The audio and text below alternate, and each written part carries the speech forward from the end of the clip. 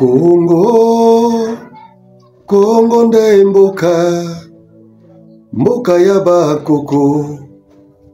Congo, mboka ya bakoko. Ah, mboka na ngai. La RDC, mon pays. Le pays que j'aime beaucoup. Le pays que j'aime beaucoup. Mabele onzamba pesangai. Nzamba lobi Frank, malgré sous-développement ya Congo, malgré Mulungo eza na Congo, mais Congo nemboka na yo Frank, il faut la Congolais. Et lelo naza Congolais. Nasala choate. Et salimane na volonté à Zambé. Bravo na ba Congolais nyoso o ba misantaka fier ya kozala Congolais. Bravo na ba Congolais nyoso o baza prêt ya kobundela mboka oyo pour se développer.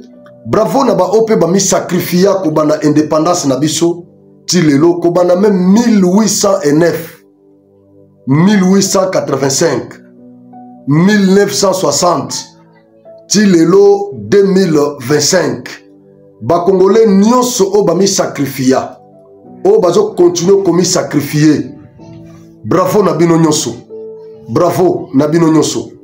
Nga naza na liste wana ya ba Congolais o baza komi sacrifier pona komona mabele on nzamba pesa biso kokoma pe développer et koma exploitable to yamba bapaya pe baya ko investir na mboka na biso bapaya musupe baya kozwa nationalité na biso légalement bakoma pe ba Congolais baza la fière ya kokoma ba Congolais par le fait d'acquisition de la nationalité congolaise et kozala malamu.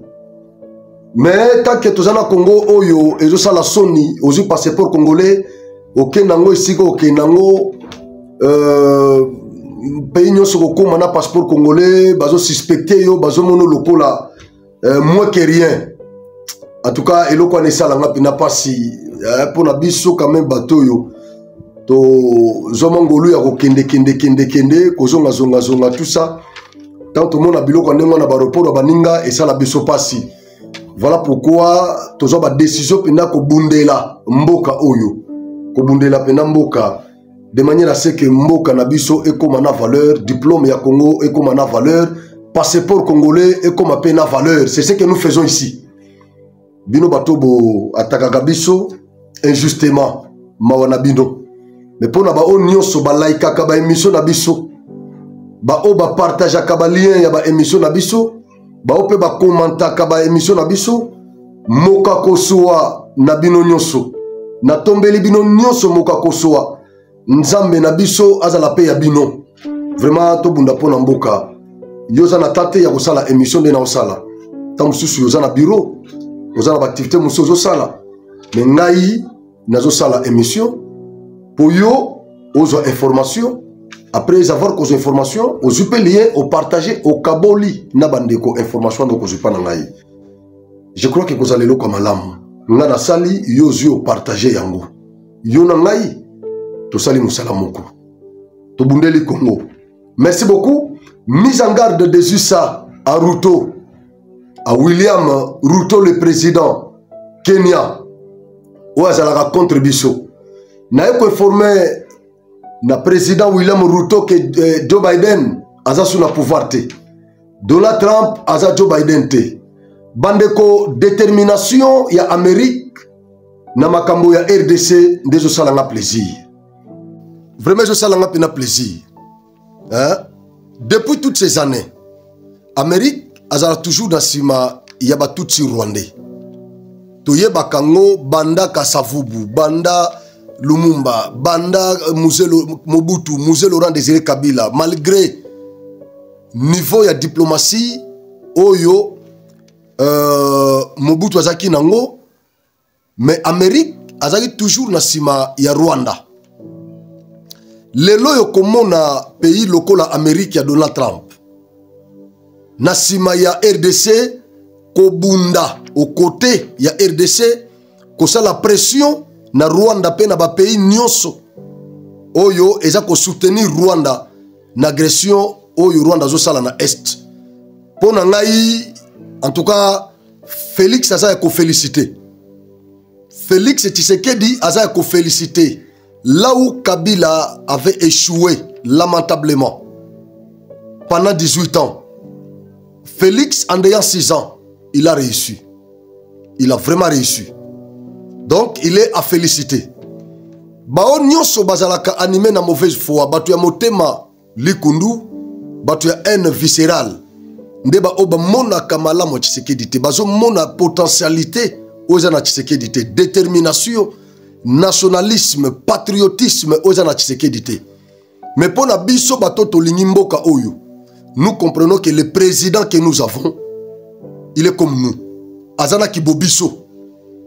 Azana Kibobiso, quand il veut parler de la RDC, c'est dans un langage clair. Langage nabino protocolaire, langage diplomatique. Félix Atchakangona nous, de côté.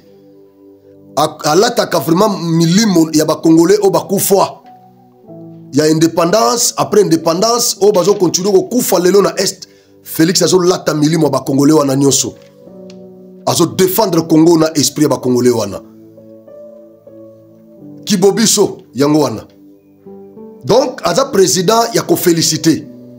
Pays local Amérique, comme même Amérique na niveau, où Amérique est comme il est là. Administration, y Amérique, ba comme comporté, comme si bazaki engagé pour défendre intérêt ya Congo. Donc, bazo jouer rôle moko na Patrick Mouyaya. Ici, nous parlons de l'Amérique. Hein? Je ne parle pas ici de la France. Je ne parle pas ici de Burkina Faso. Je ne parle pas ici de l'Angola. Je parle ici de l'Amérique. La plus grande puissance du monde. Oyo ezalaka toujours na sima. Yaba intérêt, yaba tutsi. Comment na pays wana lelo, ya oncle Sam. Et comme il lelo ko défendre ba intérêt ya Congo. Non, Félix ezana discours oya tenaki. Na matoi ya Donald Trump. Félix azana makambo oya lobby na Donald Trump. Kaikwamba azana makambo oya lobby. Devant les autorités américaines. Oyo Kagame depuis toutes ces années atikala kolobate. Oyo Kabila atikala kolobate. Mais bayoki yango na minoko ya Félix na Kaikwamba. Voilà pourquoi ba Congolais mibale oyo baza ya ko féliciter. Sokozo lanangai, Koma bravo Kaikwamba, bravo Félix, bravo Fachi, bravo Kaikwamba, bravo Fachi. Je crois que vous allez le comme à l'amour. Parce que nous devons encourager la politique diplomatique, il y a Félix. Nous devons encourager ça. Parce que nous n'avons jamais connu ça dans ce pays. Félix a démantelé le mouvement nyonso ya ba Congolais. Énergumène, Congolais, scélérat, Congolais nyonso. Au banda ko comploter contre ce pays. Félix a démantelé le mouvement wana. Panzani, Ken exil, Moussousou, Bazawana, rébellion, Babilo wana. Donc opposition ezo kanate, komi rendre, opposant komi rendre. Bandeko nakolobe la bino awa. Conversation téléphonique. Il y a Marco Rubio, secrétaire d'État américain, na président kenyan, William Ruto. Vous connaissez bien ces messieurs, vous voyez bien très bien. Ces messieurs ne nous aiment pas, ne nous a jamais aimés. William Ruto a un disciple ya Kagame. Donc pire petit ya mo confia, ya Paul Kagame, pe Musina Museveni. William Ruto a zalaki vice-président sous le régime. Il y a Kenyatta Uhuru. Azaki vice-président, il y a Kenya. William Ruto, je crois, en 2021. Atena ba propos moko discours toi à l'endroit des Congolais devant les opérateurs économiques kenyans. William Ruto a fingabiso dans un langage clair. Parce que je suis là dans l'espace, dans un langage clair. William Ruto a fingabiso devant les opérateurs économiques kenyans. Wana Félix na président kenyan à l'époque William Kenyatta Uhuru. Basé na ba coopération malamu, relation na biso diplomatique ezaki obo fixe. Baza ko négocier pour Kenya ati de la biso ba soda awa baya ko soutenir RDC na début y agression oyo. William Ruto en tant que pire petit à Kagame a finga biso devant les opérateurs économiques a télémé la projet wana azako instrumentaliser ba opérateur économique pour ba s'opposer na projet wana ya kotinda ba militaire Kenya baya ko kufela bazo baya ba congolais oyo bazo musalaga ya kobina bazana espace za mapesa bango espace munene incapable ya kolona ta masango incapable ya kobokola ta bangombe nyonso économie na bango eza extraverti, ils ne font rien ces gens.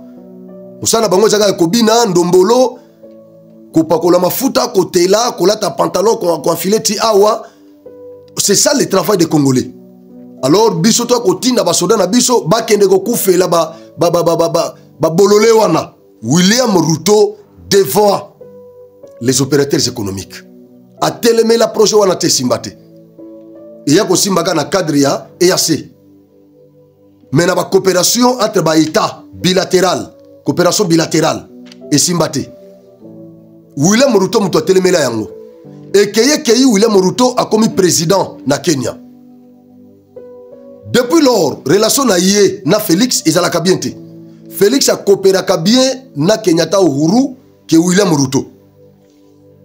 William Ruto a éko salamo ba déclaration moko tant waza déjà président. Biso na bitumba o biso to bana ko bunda depuis le début de cette agression ezalaki yako présenter à la face du monde que c'est le Rwanda qui nous agresse, que les conflits armés qui se vissent en RDC sont internationaux. C'était ça notre souci. William Ruto va nous contredire clairement pour dire que les conflits armés qui sont en RDC ne concernent pas le Rwanda, n'impliquent pas le Rwanda. Donc, en bref, ce sont des conflits armés non internationaux. Ça n'implique pas le Rwanda. C'est une affaire congolaise. Ça ne concerne que des Congolais.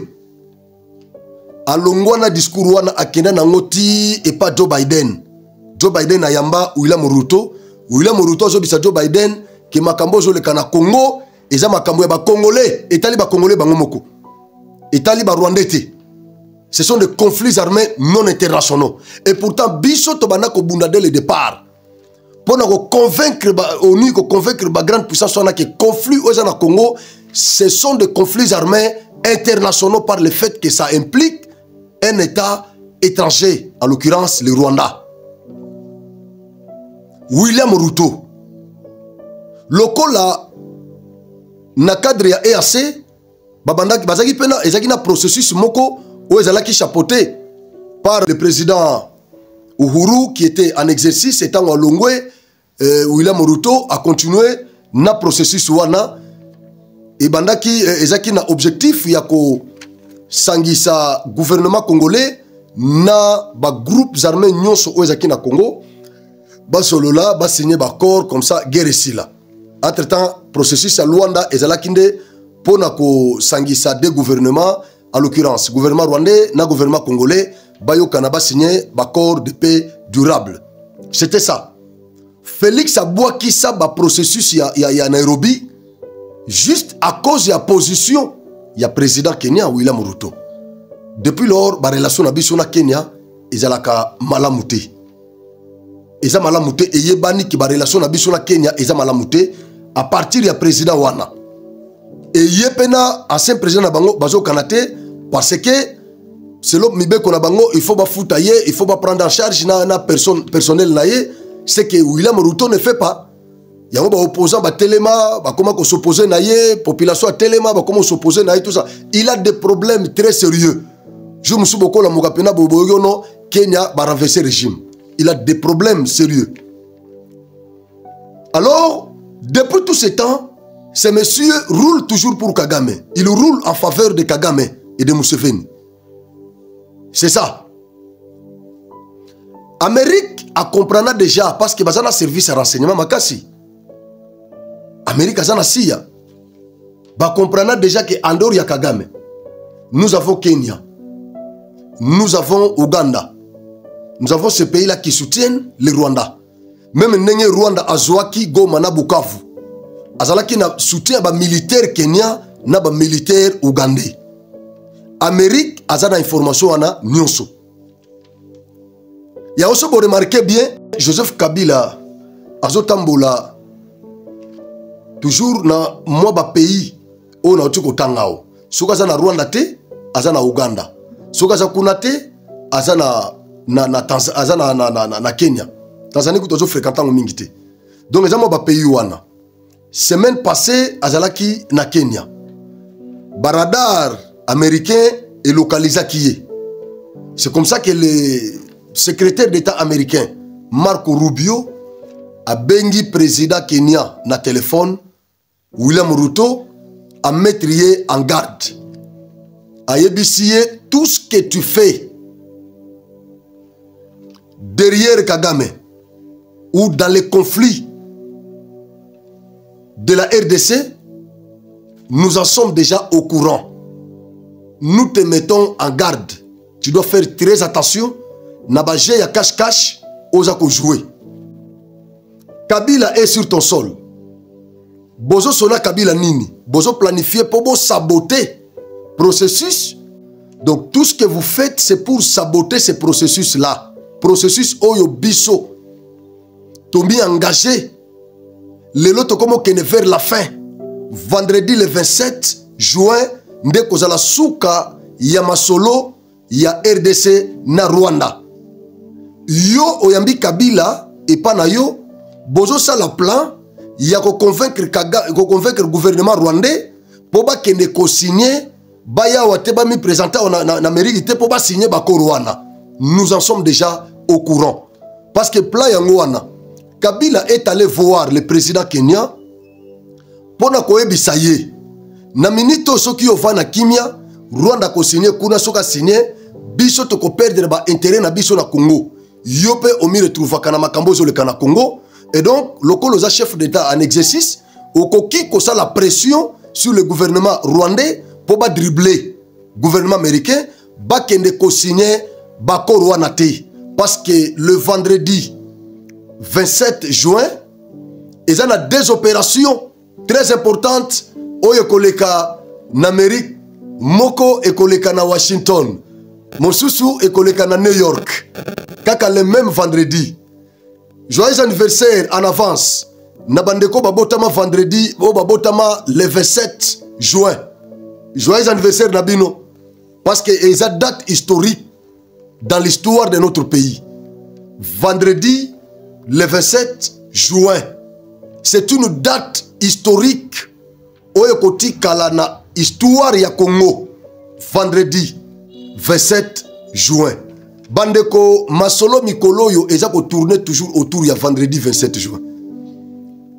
Pona biso il faut comme noki noki. Mais pona ba Rwandais et ou melananu. Nagoya, nako expliquer bino ce qui va se passer. Kabila akeko kutana na président Kenya. Pona ko senga ye a s'impliquer na dossier oyo. A ça la pression na gouvernement rwandais pour que Batina Batuna Bango na mérite vendredi 27 juin. Parce que Bazomona ke bako perdre tout. Ils vont tout perdre. Alors, Trump a utilisé secrétaire d'État américain Marco Rubio. Parce que Bangonde ba telemeli Kagame na façon moko Rwanda na façon ma blagité. Marco Rubio na massa de Boulos. Bangonde ba telemeli Kagame, Museveni, William Ruto. Marc Rubio a bengi William Ruto na téléphone. A yebisiye, nous te mettons en garde. Attention avec les jeux de cache-cache aux jouer. Oyambi Kabila pana yo, Bosololi na Kabila. Et loko Kabila eko sengi pana yo, toza déjà au courant. Komekate kokota na makambwana. N'ose même pas. Écoutez, c'est que Marc Rubio a dit à William Ruto, vous devez respecter l'agenda de la diplomatie américaine du vendredi 27 juin à Washington et à New York. Verbe devoir. J'aime bien ça. J'aime bien ça. Depuis tout ce temps, c'était l'exhortation. Hein? On exhortait Kagame, on exhortait Museveni, on exhortait William Ruto.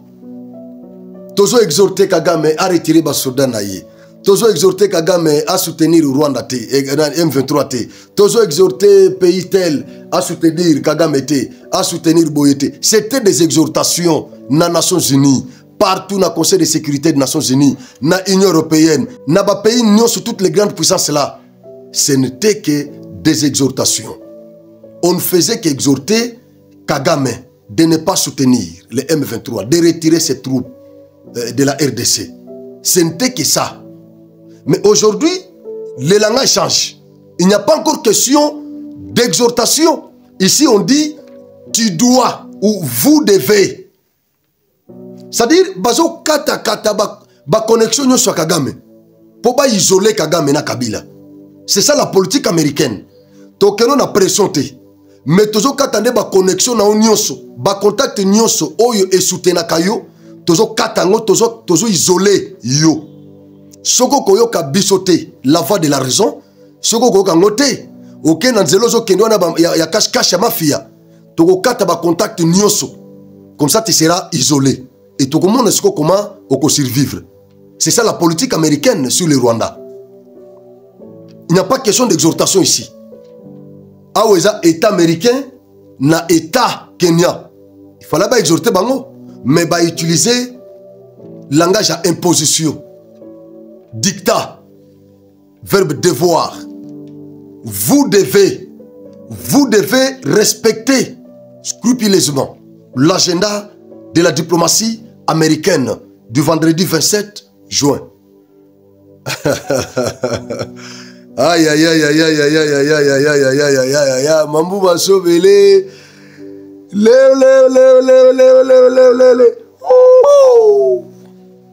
Kabila écoui. Kagame écoui. Tozana Bino. Il s'agit ici de Tshisekedi Félix Antoine, le fils des Sphinx. Il ne s'agit pas ici de Kabila, votre marionnette. Il s'agit d'un nationaliste au pouvoir. Il s'agit ici d'un patriote congolais au pouvoir. Moi, Naya Papa Etienne Tshisekedi na Maman Marthe Kassalou. Il s'agit ici de lui. Bokosuka. Imaginez, depuis tout ce temps, gouvernement américain a fléchi sa kanaba caprice à Rwanda. Mais le loyo, gouvernement américain, aza kuto ta prêt ya koyo kabadoléance ya Kagame te ya Rwanda te. Kagame aza, soit disant zobela, aza na koma, babilo kwa ndenge wana. Amérique aza kuto kuna te, malgré nenga exploiter, a utiliser tout ça. Le loyo, ce n'est pas encore le moment, il y a qu'au fléchir na ba caprice, ya Kagame. Les Américains ont compris. Ils ont compris que na minitoyo, il faut coopérer dans un pays où il y a un scandale géologique. Scandale géologique. Quand les Alaki, Kagame soka beli, ha, ba compatir, ha, Amérique ba compatir, Kagame so bela, ba sirsoir nanu, ba activité na bango. So bazaki na bakor en gestation, so bazaki na nini na ba négociation moko en gestation, ba sirsoir yango nanu parce que le président Kagame est malade. Kala ezalaki soki kaka balingi ba coincer Kagame, Kagame so a crié kaka na de génocide ya 1994. Ah mbala moko bango tu ba baisser ba arme. Mais Lelo a évoqué que soit génocide devant le Conseil de sécurité des Nations Unies, devant le Conseil des droits de l'homme, devant l'Assemblée générale des Nations Unies, devant l'Union européenne, devant la Commission de l'Union européenne, devant le Parlement européen, va évoquer question de génocide pour rappeler Bango devant la Grande-Bretagne, les États-Unis. Bandeko, ça n'a pas tenu. Ça n'a pas tenu. Kagame Suki, à Kena Koma, Amérique a continué à poursuivre. Oh, ça n'a pas businessmen au bazar pouvoir en Amérique. Massad Boulos, na Donald Trump, ba businessmen. Ba ota la côté Thérèse Ali. Tozana bidon. Bandeko vendredi 27 juin. En Amérique, activité moko de grande envergure. Et kozala na Washington, activité mususu na New York. na Washington eza signature il y a accord de paix le même vendredi là na New York na Conseil de sécurité des Nations Unies la représentante du secrétaire général des Nations Unies Madame Bintou Keïta a présenté rapport naïe par devant le Conseil de sécurité des Nations Unies. Il y a makambo nyonso sur le Congo. Manœuvre nyonso ya Kagame. Manœuvre nyonso ya Kabila. Tout ce que Kabila a fait. Nenga kitaki na Goma azana makambo azui. Ba rapport ya ba expert Madame Azanango. Par devant le Conseil de sécurité des Nations Unies, la dame va présenter ces rapports-là. En détail. À expliquer bango ce qui se passe concrètement ici. Yango na bana ko ebisa ba Congolais. Botika ko menacer MONUSCO yo. Les Congolais maintenant comprennent na bande ko Goma o bakena ko tumba tous. Maintenant vous comprenez que MONUSCO na Congo malgré ndenge bazwaka bango bazana être problème yango wana. Mais bango baza ba témoin gênant ya Kagame. Yango moni ba hélicoptère na bango zakir moko menacer attaquer na ba missile rwandais. Baza ba témoin gênant. Tango baloba kawa que M23 azana ba armes sophistiquées. Batumi bataka bango. Mais moi j'avais compris. Kaka ndenge biso comprendre kamakambo na sens contraire, na commet de mortel.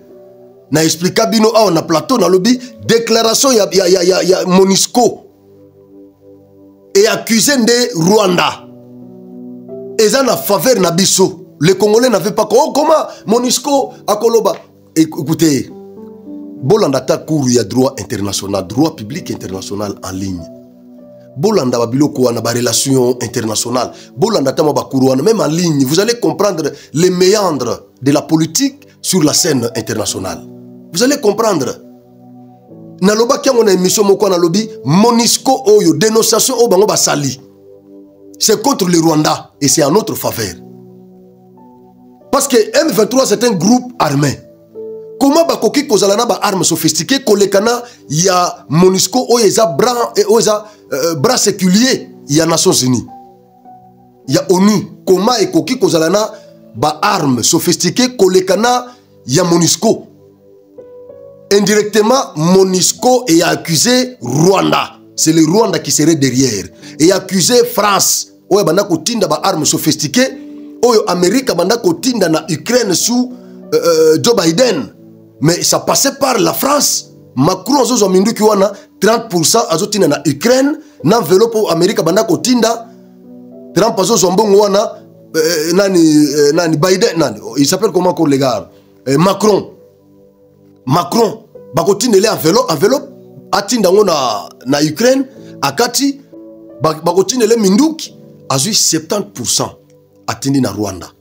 Lokola bazaki na mission moko na mission rwandaise moko mission militaire na Mozambique. Ba militaire rwandais bakendaki ko soutenir gouvernement mozambicain parce que ba français bazana ba intérêt na bango na Mozambique. Total les kuna. Eza ba français bazana ba intérêt na bango na Mozambique. Yango ba coopérer na Rwanda le quoi France le quoi Macron a ko tinda ba militaire na yeli susu kuna te ba français balinga bandi mangote. Yango coopérer ki siko na utiliser d'Afrique azuba militaire na ye atina Mozambique ba yokana ke yako bandako subventionner mission wana. C'est comme ça que ba minduki nyonso américaine o ezaki destiné na Ukraine ezo le cas par la France bazui 70% batindi yango na Afrique na Rwanda précisément pour soutenir mission wana 30% et qui na Ukraine tango Donald Trump a eu pouvoir balandeli batras président ukrainien a reconnaître mindu kinyo swana te kaka ndambu yango moniti lelo Trump na Macron bazo coopérer courage zo legati mindu kinyo swana ezo kende na Rwanda. Et les Américains vont découvrir le Rwanda. Rwanda Zuyango atindi apesa ngo M23 ndambunde et na Centrafrique.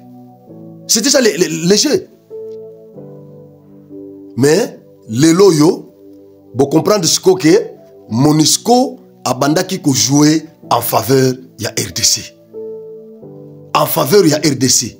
Amemeli nanga message. a rappelé résolution, il y a Conseil de sécurité des Nations Unies 2773. Bami retiré na territoire nyonso bango bazo occupé na est. Lelo Bintou Keïta a préparé discours. A coupé sa rapport ya nyonso o ezo le kana Congo et ça sera en faveur de la RDC. Par devant le Conseil de sécurité des Nations Unies. Et suite na bango bozela bokomuna. Bozela bokomuna. Yango il fallait qu'il comprendre carte yo botika Monisco azala na Goma. Les Congolais n'avaient pas compris. Bravo quand même na gouvernement congolais, gouvernement clairvoyant. Bravo. Bravo. Ingeta. Beau liker, beau partager. Si vous abonnez, s'abonner à Genor TV. Parce qu'il y a au Congo et ça chaîne à Congolais. Merci.